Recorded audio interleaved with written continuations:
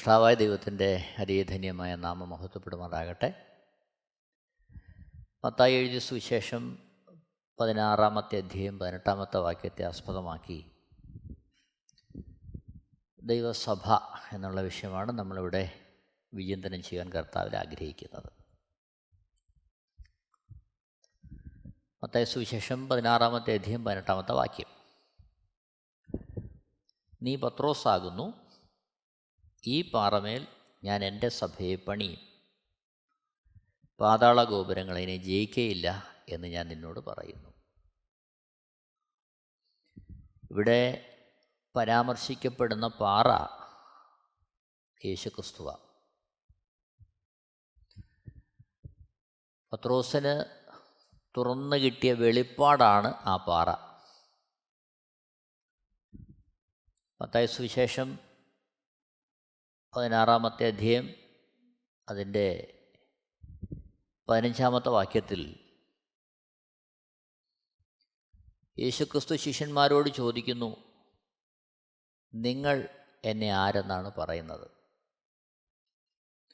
16-ാമത്തെ വാക്യത്തിൽ പത്രോസ് മറുപടി പറയുന്നു, നീ ജീവനുള്ള ദൈവത്തിൻ്റെ പുത്രനായ ക്രിസ്തു. അപ്പോൾ പത്രോസിന് കിട്ടിയ ആ വെളിപ്പാടാണ് പാറ.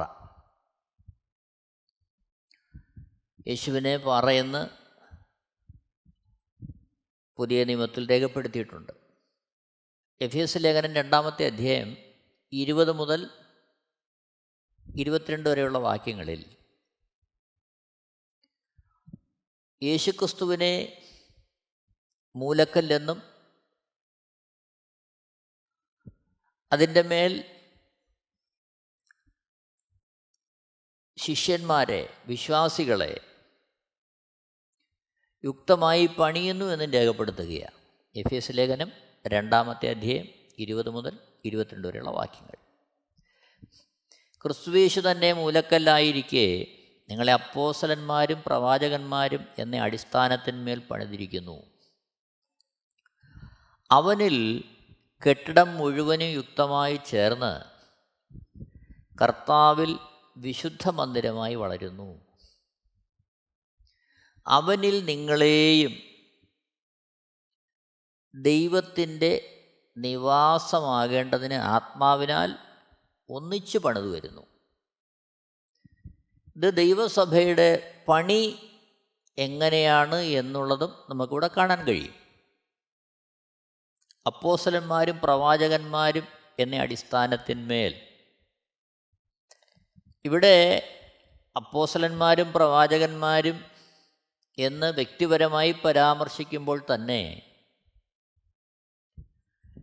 ഇത് ദൈവസഭയ്ക്ക് നൽകപ്പെടുന്ന ശുശ്രൂഷ, അതിനെ അടിസ്ഥാനപ്പെടുത്തിയ അപ്പോസ്തലന്മാരുടെ ശുശ്രൂഷ, പ്രവാചകന്മാരുടെ ശുശ്രൂഷ.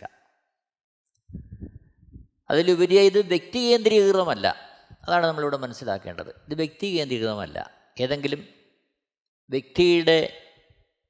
വ്യക്തിപ്രഭാവത്തിൻ്റെ അടിസ്ഥാനത്തിൽ ചെയ്യാവുന്നൊരു കാര്യമല്ല. മറിച്ച് കർത്താവ് ഏൽപ്പിച്ചിരിക്കുന്ന ഉദ്യോഗപ്രകാരം അവരിൽ നിന്ന് വെളിപ്പെടേണ്ടുന്ന ശുശ്രൂഷയാണ് ഇവിടെ രേഖപ്പെടുത്തുന്നത്. ആ ശുശ്രൂഷയിൽ നടക്കുന്നത് എന്താ? അവനിൽ കെട്ടിടം മുഴുവൻ യുക്തമായി ചേർന്ന് കർത്താവിൽ വിശുദ്ധ മന്ദിരമായി വളരുന്നു. ഇവിടെ അവനിൽ എന്ന് രേഖപ്പെടുത്തിയിരിക്കുന്നതും യേശുക്രിസ്തുവിനെയാണ്. അവനിലാണ് കെട്ടിടം മുഴുവൻ യുക്തമായി ചേർന്ന് വരുന്നത്. ആ കർത്താവിൽ തന്നെയാണ് വിശുദ്ധ മന്ദിരമായി വളരുന്നത്. അപ്പോൾ ഈ മൂലക്കല്ല് ആയ യേശുക്രിസ്തുവിൽ വിശ്വാസികൾ കെട്ടിടമായി ചേർന്ന് വരുന്നു. ഒപ്പം യേശുക്രിസ്തുവിൽ തന്നെ വിശുദ്ധ മന്ദിരമായി വളരുകയാണ്. 22-ാമത്തെ വാക്യത്തിലേക്ക് വരുമ്പോൾ അവനിൽ നിങ്ങളെയും ദൈവത്തിൻ്റെ നിവാസമാകേണ്ടതിന് ആത്മാവിനാൽ ഒന്നിച്ച് പണിത് വരുന്നു. അപ്പോൾ ഈ പണി എന്തിനു വേണ്ടിയാ? ആ പണിയുടെ പരമപ്രധാനമായ ഒരു ലക്ഷ്യം ദൈവത്തിൻ്റെ നിവാസമാകുക. അതെങ്ങനെയാണ് ദൈവത്തിൻ്റെ നിവാസമാകുന്നത്? അവനിൽ നിങ്ങളെയും ദൈവത്തിൻ്റെ നിവാസമാകേണ്ടതിന് ആത്മാവിനാൽ ഒന്നിച്ചു പണിത് വരുന്നു. അപ്പോൾ ദൈവത്തിൻ്റെ നിവാസമാകേണ്ടതിന് ആത്മാവിനാൽ ഉള്ള പണി നമ്മിൽ നടക്കുന്നതും ആ രീതിയിൽ പണി മുന്നേറുന്നതും അവനിലാണ്, ക്രിസ്തുവിലാണ്. അപ്പോൾ ഈ മൂലക്കല്ലായിരിക്കെ എന്നുള്ളതിൻ്റെ ഇവിടെ വ്യക്തമാക്കുന്ന ആശയം എല്ലാ മുന്നേറ്റവും, ഒരു വിശ്വാസിയുടെ എല്ലാ മുന്നേറ്റവും ദൈവവേലയുടെ ബന്ധത്തിൽ, ആത്മീയ വളർച്ചയുടെ ബന്ധത്തിൽ, ദൈവത്തെ പ്രസാദിപ്പിക്കാനുള്ള ബന്ധത്തിൽ, ഏത് തരത്തിലായിരുന്നാലും അതിൻ്റെ എല്ലാം അടിസ്ഥാനം, അതിൻ്റെ എല്ലാം മൂലക്കല്ല് ക്രിസ്തുയേശുവാണ്. അപ്പോൾ അതാണ് ഇവിടെ മൂലക്കല്ല് എന്നുള്ളത് വളരെ പ്രാധാന്യം കൊടുത്തവിടെ തിരുവെഴുത്തിൽ രേഖപ്പെടുത്തിയിരിക്കുന്നത്. അതിനോട് ചേർത്ത് 1 പത്രോസ് 2-ാമത്തെ അധ്യായം 4 മുതൽ 8 വരെയുള്ള വാക്യങ്ങൾ വായിക്കുമ്പോൾ, മനുഷ്യർ തള്ളിയതെങ്കിലും ദൈവസന്നിധിയിൽ ശ്രേഷ്ഠവും മാന്യവുമായ ജീവനുള്ള കല്ലായ അവൻ്റെ അടുക്കൽ വന്നിട്ട്. അപ്പോൾ ഇവിടെയും യേശുക്രിസ്തു കേന്ദ്രീകൃതമാണ്. ചുരുക്കി പറഞ്ഞാൽ ഈ പാറ ക്രിസ്തുവാണ്. ആ ക്രിസ്തുവിനുള്ള ബന്ധത്തിൽ ക്രിസ്തുവിനെ കേന്ദ്രമാക്കിയാണ് ആത്മീയ വളർച്ച മുഴുവൻ മുന്നോട്ട് പോകുന്നത്. മത്തായി സുവിശേഷം 7-ാമത്തെ അധ്യായം 21 മുതലുള്ള വാക്യങ്ങൾ വായിക്കുമ്പോൾ അവിടെ വചനപ്രകാരമുള്ള പണിയെക്കുറിച്ച് കർത്താവ് രേഖപ്പെടുത്തുകയാണ്.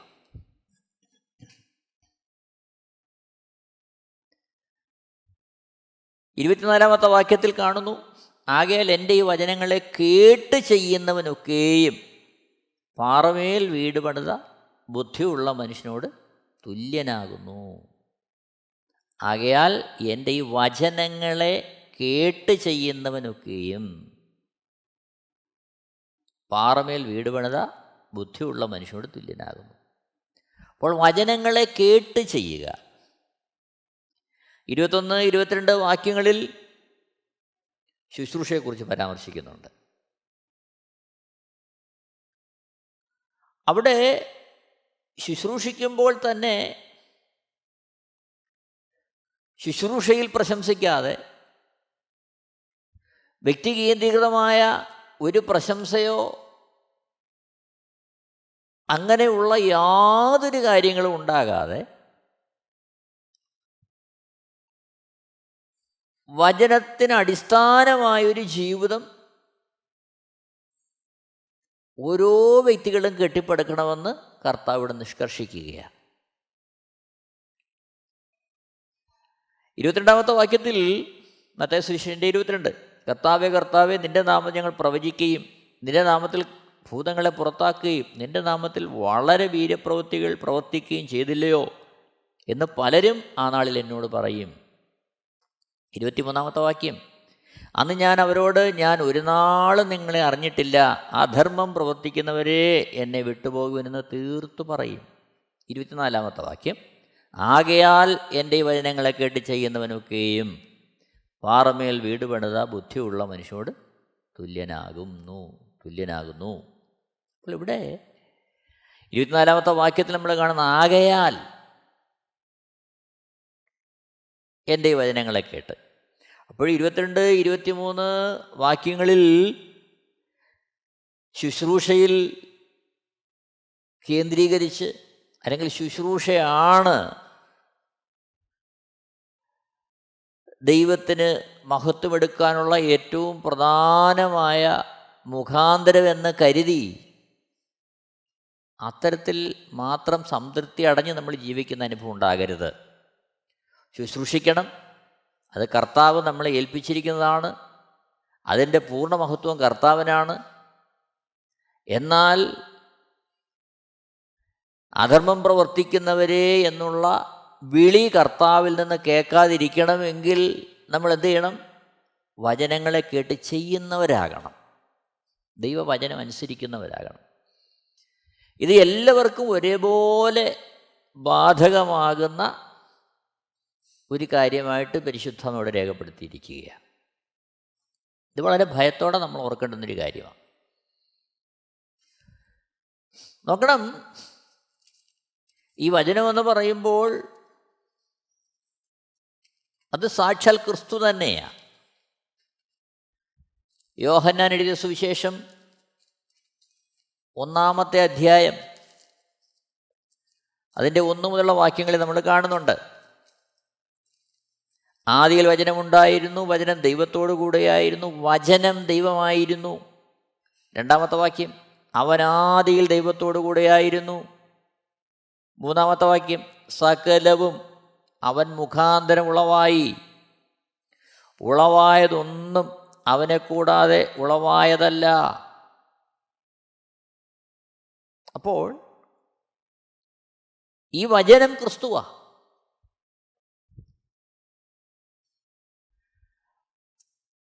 ഈ ക്രിസ്തുവിൻ്റെ ദൈവവചനം എന്ന തരത്തിലുള്ള അനുഭവം എന്താണെന്ന് വെളിപ്പാട് പുസ്തകം നമ്മൾ കാണുന്നുണ്ട്.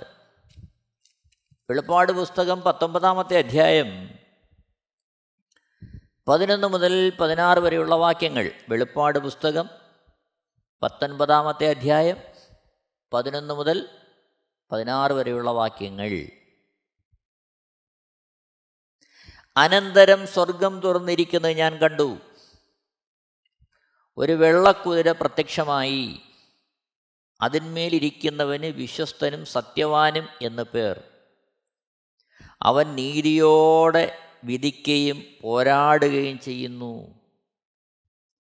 അവൻ്റെ കണ്ണ് അഗ്നിജ്വാല, തലയിൽ അനേകം രാജമുടികൾ, എഴുതിയിട്ടുള്ള ഒരു നാമവും അവനുണ്ട്. അത് അവനല്ലാതെ ആർക്കും അറിഞ്ഞുകൂടാ. അവൻ രക്തം തളിച്ച ഉടുപ്പ് ധരിച്ചിരിക്കുന്നു. അവന് ദൈവവചനം എന്ന് പേർ. സ്വർഗത്തിലെ സൈന്യം നിർമ്മലവും ശുഭ്രവുമായ വിശേഷവസ്ത്രം ധരിച്ച് വെള്ളപ്പുറത്ത് കയറി അവനെ അനുഗമിച്ചു. ജാതികളെ വെട്ടുവാൻ അവൻ്റെ വായിൽ നിന്ന് മൂർച്ചയുള്ള വാൾ പുറപ്പെടുന്നു. അവൻ ഇരുമ്പുകോൽ കൊണ്ട് അവരെ മേയ്ക്കും. സർവശക്തിയുള്ള ദൈവത്തിൻ്റെ കോപവും ക്രോധവുമായ മദ്യത്തിൻ്റെ ചക്ക് അവൻ മെതിക്കുന്നു. 16-ാമത്തെ വാക്യം, രാജാതി രാജാവും കർത്താതി കർത്താവും എന്ന നാമം അവൻ്റെ ഉടുപ്പിന്മേലും തുടമേലും എഴുതിയിരിക്കുന്നു. അപ്പോൾ ഓർക്കണം, ദൈവവചനത്തിൻ്റെ ആളത്വ വിശേഷണമാണ് നമ്മളിവിടെ കണ്ടത്. ദൈവവചനത്തിൻ്റെ അധികാരമാണ് നമ്മളിവിടെ കണ്ടത്. ആ ദൈവവചനം സാക്ഷാൽ ക്രിസ്തുവാണ്. അവിടുന്ന് തന്നെയാണ് രാജാതി രാജാവും കർത്താതി കർത്താവും. അപ്പോൾ ഈ കർത്താവാണ്, യേശുക്രിസ്തുവാണ് പാറ. ആ പാറമേൽ അടിസ്ഥാനമിട്ട പണിയാണ് നാം ചെയ്യേണ്ടത്. അതിൻ്റെ അർത്ഥം ദൈവവചനം ചെയ്യുവാൻ, പ്രവർത്തിക്കുവാൻ, വിശ്വസിക്കുവാൻ, അനുസരിക്കുവാൻ നാം ഉത്സാഹമുള്ളവരായി തീരുക. അതിനായിട്ട് നമ്മെ തന്നെ സമർപ്പിക്കുക. അതാണ് നമ്മുടെ ജീവിതത്തിൽ കരണീയം. അല്ലെങ്കിൽ നമ്മുടെ ജീവിതത്തിൽ നാം ബുദ്ധിമുട്ടിപ്പോകാൻ സാധ്യതയുണ്ട്. മത്തായി സുവിശേഷം 7-ാമത്തെ അധ്യായം 24-ാമത്തെ വാക്യത്തിൽ കർത്താവ് അതാണ് ഊന്നൽ കൊടുത്ത് പറയുന്നത്. ദൈവവചനം നാം എന്ത് ചെയ്യുക? അതേ അർത്ഥത്തിൽ അനുസരിച്ച് ചെയ്യുക. മത്തായി സുവിശേഷം 7:24, ആകയാൽ എൻ്റെ ഈ വചനങ്ങളെ കേട്ട് ചെയ്യുന്നവനൊക്കെയും പാറമേൽ വീട് പണിത ബുദ്ധിയുള്ള മനുഷ്യനോട് തുല്യനാകുന്നു. 25-ാമത്തെ വാക്യം, വൻമഴ ചൊരിഞ്ഞു, നദികൾ പൊങ്ങി, കാറ്റടിച്ചു, ആ വീട്ടിന്മേൽ അലച്ചു. അത് പാറമേൽ അടിസ്ഥാനമുള്ളതാകയാൽ വീണില്ല. ഇതാണ് അതിൻ്റെ പ്രത്യേകത. ഓർക്കണം, പാറമേൽ പണിയുന്ന വീടിൻ്റെ മേലും എന്തുണ്ട്? വൻമഴ ചൊരിയും, നദികൾ പൊങ്ങും, കാറ്റടിക്കും, അതാ വീട്ടിൻ്റെ മേൽ അലയ്ക്കും. എന്നാൽ അതെന്ത് ചെയ്യുകയില്ല? പാറമേൽ അടിസ്ഥാനമുള്ളതാകൊണ്ട് അത് വീണു പോകുകയില്ല. എന്നാൽ വചനത്തിൽ അടിസ്ഥാനപ്പെടാത്ത ജീവിതം എങ്ങനെയാണ്? 26-27 വാക്യം, എൻ്റെ ഈ വചനങ്ങളെ കേട്ട് ചെയ്യാത്തവനൊക്കെയും മണലിന്മേൽ വീട് പണിത മനുഷ്യനോട് തുല്യനാകുന്നു.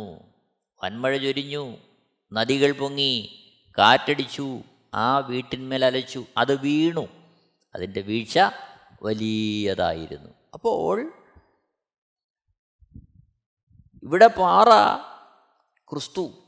ക്രിസ്തുവിൻ്റെ വചനം. ആ വചനത്തെ അടിസ്ഥാനമാക്കി നാം നമ്മുടെ ക്രിസ്ത്യ ജീവിതം മുന്നോട്ട് നയിക്കുക. അതാണ് കർത്താവ് നമ്മെക്കുറിച്ച് ആഗ്രഹിക്കുന്നത്. യാക്കോബ് എഴുതിയ ലേഖനം 1-ാമത്തെ അധ്യായം 19 മുതൽ 27 വരെയുള്ള വാക്യങ്ങളിൽ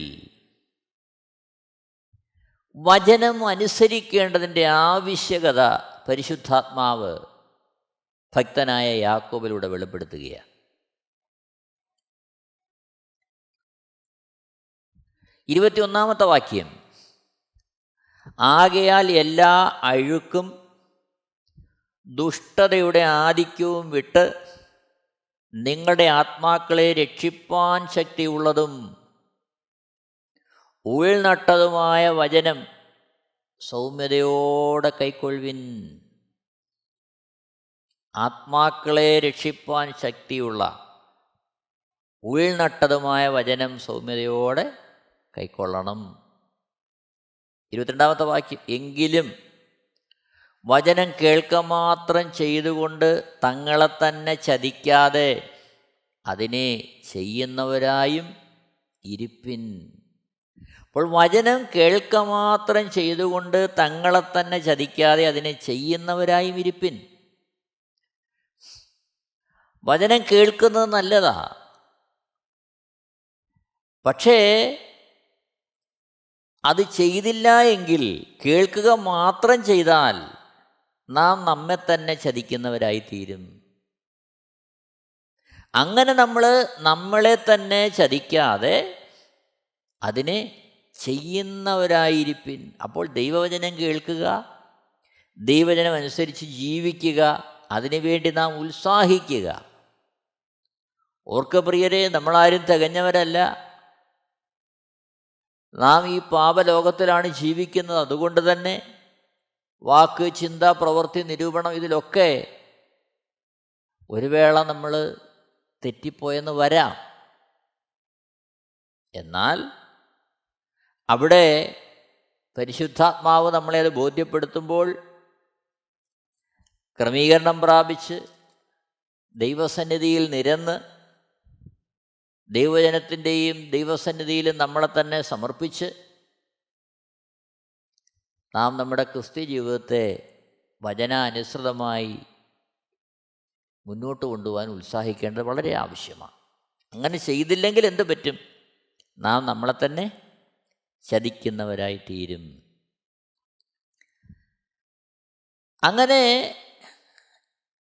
അങ്ങനെയാണ് ആ പണിയുടെ ഘടന മുന്നോട്ട് പോകുന്നത്, പണിയുടെ പുരോഗതി മുന്നോട്ട് പോകുന്നത്.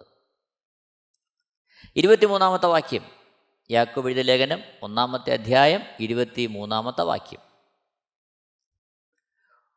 ഒരുത്തൻ വചനം കേൾക്കുന്നവനെങ്കിലും ചെയ്യാത്തവനായിരുന്നാൽ അവൻ തൻ്റെ സ്വാഭാവിക മുഖം കണ്ണാടിയിൽ നോക്കുന്ന ആളോടൊക്കുന്നു. 24, അവൻ തന്നെത്താൻ കണ്ട് പുറപ്പെട്ട് താൻ ഇന്ന രൂപമായിരുന്നു എന്ന് ഉടനെ മറന്നുപോകുന്നു. 25, സ്വാതന്ത്ര്യത്തിൻ്റെ തികഞ്ഞ ന്യായപ്രമാണം ഉറ്റുനോക്കി അതിൽ നിലനിൽക്കുന്നവനോ കേട്ടുമറക്കുന്നവനല്ല, പ്രവൃത്തി ചെയ്യുന്നവനായി താൻ ചെയ്യുന്നതിൽ ഭാഗ്യവാനാകും.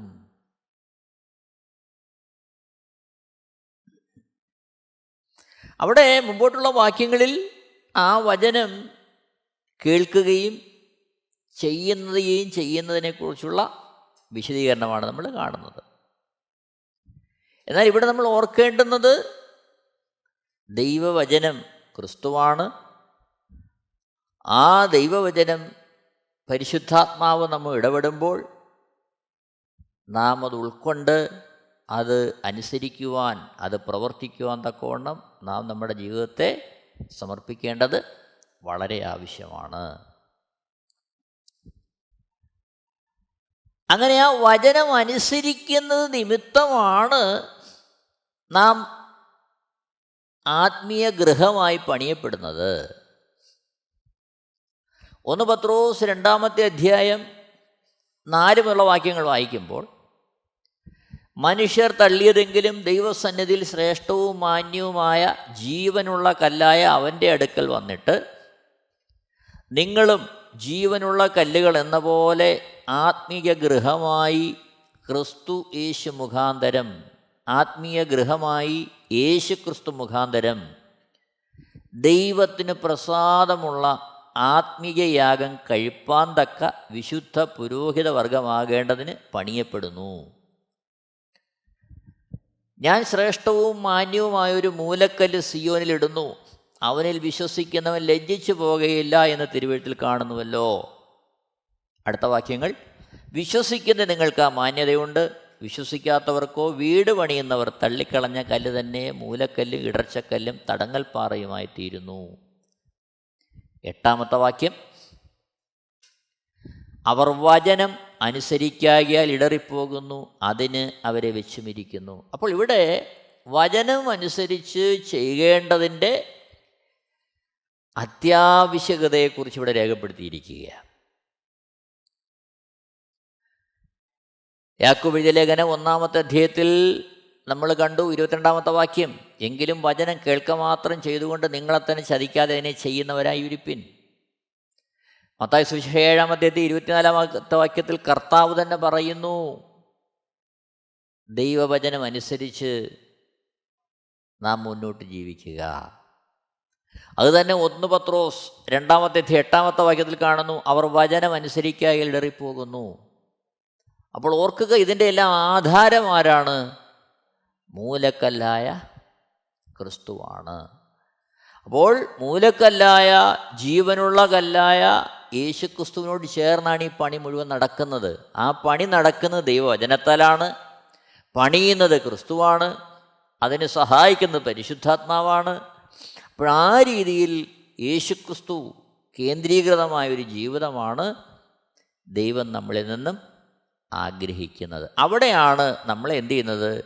മന്ദിരമായി നാം പണിയപ്പെടുന്നത്. ഓർക്കണമേ, ഈ മന്ദിരം പണിയപ്പെടുന്ന എവിടെയാണ്? ക്രിസ്തു എന്ന പാറമേൽ, യേശു ക്രിസ്തുവിലാണ്. അത് ഒരു ഉപമയായിട്ട് പറഞ്ഞിരിക്കുക. അതായത് എല്ലാ പണിയും നടക്കുന്നത് ക്രിസ്തുവിലാണ്. ആദാമിൻ്റെ നിരയിൽ നിന്നും നമ്മൾ യേശു ക്രിസ്തുവിൻ്റെ രക്തത്താൽ വിലയ്ക്ക് വാങ്ങി യേശു ക്രിസ്തുവിൻ്റെ നിരയിലേക്ക് ആക്കുമ്പോൾ നാം ക്രിസ്തുവിലാകുകയാണ്. ആ ക്രിസ്തുവിലാണ് നമ്മുടെ ആത്മീയ ജീവിതവും എല്ലാം മുന്നോട്ട് പോകേണ്ടത്. ശുശ്രൂഷയെല്ലാം ക്രിസ്തുവിലാണ് പോകേണ്ടത്. ക്രിസ്തുവിൻ്റെ വചനത്തിനപ്പുറമായിട്ട് യാതൊരു ശുശ്രൂഷയുമില്ല. അത്തരത്തിലുള്ള ഒരു ശുശ്രൂഷയും കർത്താവ് എന്ത് ചെയ്യുന്നില്ല? അംഗീകരിക്കുന്നുമില്ല. ഈ നമ്മൾ മനസ്സിലാക്കണം. അതാണ് കർത്താവ് മത്തായി എഴുതിയ സുവിശേഷം 20, 21, 22, 21 ആ വാക്യങ്ങളിൽ വ്യക്തമായി പ്രസ്താവിക്കുന്നത്. അതാ നോക്കണമേ, ഇവിടെ മന്ദിരമായി നമ്മളെ പണിയുകയാണ്. 1 കൊരിന്ത്യർ 3-ാമത്തെ അധ്യായം 16-ാമത്തെ വാക്യം, നിങ്ങൾ ദൈവത്തിൻ്റെ മന്ദിരമെന്നും ദൈവത്തിൻ്റെ ആത്മാവ് നിങ്ങളിൽ വസിക്കുന്നു എന്നും അറിയുന്നില്ലയോ?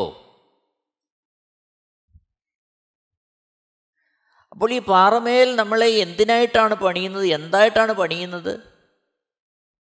ദൈവത്തിൻ്റെ മന്ദിരമായിട്ടാണ് നമ്മളെ പണിയുന്നത്. എന്തിനാണ് ദൈവത്തിൻ്റെ മന്ദിരമായിട്ട് പണിയുന്നത്? ദൈവത്തിൻ്റെ ആത്മാവ് നമ്മിൽ വസിക്കുവാൻ. 1 കൊരിന്ത്യർ 6-19 ഇത് തന്നെ നമ്മൾ കാണുന്നുണ്ട്. 1 കൊരിന്ത്യർ 6:19 ദൈവത്തിൻ്റെ ദാനമായി നിങ്ങളിരിക്കുന്ന പരിശുദ്ധാത്മാവിൻ്റെ മന്ദിരമാകുന്നു നിങ്ങളുടെ ശരീരമെന്നും നിങ്ങളെ വിലയ്ക്ക് വാങ്ങിയിരിക്കാൻ നിങ്ങൾ താന്താങ്ങൾക്കുള്ളവരല്ല എന്നും അറിയുന്നില്ലയോ? ഇവിടെയും തിരുവെഴുത്ത് വ്യക്തമാക്കുന്നു, ദൈവത്തിൻ്റെ ദാനമായി നിങ്ങളിരിക്കുന്ന പരിശുദ്ധാത്മാവിൻ്റെ മന്ദിരമാകുന്നു നിങ്ങളുടെ ശരീരമെന്നും. 1 കൊരിന്ത്യർ 3:16 നമ്മൾ വായിച്ചു, നിങ്ങൾ ദൈവത്തിൻ്റെ മന്ദിരം. 6:19 നമ്മൾ വായിക്കുന്നു, പരിശുദ്ധാത്മാവിൻ്റെ മന്ദിരം. അപ്പോൾ പരിശുദ്ധാത്മാവ് ദൈവം നമ്മിൽ വസിക്കുന്നതിന് അനുയോജ്യമായ ഒരു മന്ദിരമായി നമ്മുടെ ശരീരങ്ങളെ പണിയുവാൻ തക്കവണ്ണം യേശുക്രിസ്തുവിൻ്റെ ആ നിർമ്മലമായ പവിത്രമായ വിലയേറിയ രക്തം കൊണ്ട് നമ്മെ എന്ത് ചെയ്തിരിക്കുക? വിലയ്ക്ക് വാങ്ങിയിരിക്കുകയാണ്. അതുകൊണ്ട് നമ്മൾ എന്തല്ല ഇനി? നമ്മൾ നമുക്കുള്ളവരല്ല, നമ്മളെ വിലയ്ക്ക് വാങ്ങി. ഓർക്കുക, ഇവിടെയാണ് എല്ലാ പണിയുടെയും കേന്ദ്രബിന്ദു പാറയായ ക്രിസ്തുവ. അപ്പോൾ മത്തായി സുവിശേഷം 16-18 ഈ പാറമേ ഞാൻ എൻ്റെ സഭയെ പണിയും, പാതാള ഗോപുരങ്ങൾ അതിനെ ജയിക്കുകയില്ല എന്ന് പറയുമ്പോൾ ആ പാറ ക്രിസ്തുവാണ്. അതിലാണ് ദൈവസഭയുടെ പണി യേശുക്രിസ്തു ചെയ്യുന്നത്. നമുക്ക് നമ്മളെ കർത്താവിൻ്റെ കരങ്ങളിലേക്ക് ഏൽപ്പിക്കാം. പരിശുദ്ധാത്മാവിന് വസിക്കുവാനുള്ള നല്ല ഒരു മന്ദിരമായി ക്രിസ്തുയേശുവിൽ പണിയപ്പെടുവാൻ നമുക്ക് നമ്മളെ തന്നെ സമർപ്പിക്കാം. ദൈവത്തിൻ്റെ ശ്രേഷ്ഠമായ നാമം നമ്മിലൂടെ മഹത്വപ്പെടുമാറാകട്ടെ. എല്ലാവരെയും ദൈവം ധാരാളമായിട്ട് അനുഗ്രഹിക്കുമാറാകട്ടെ. ആമേൻ.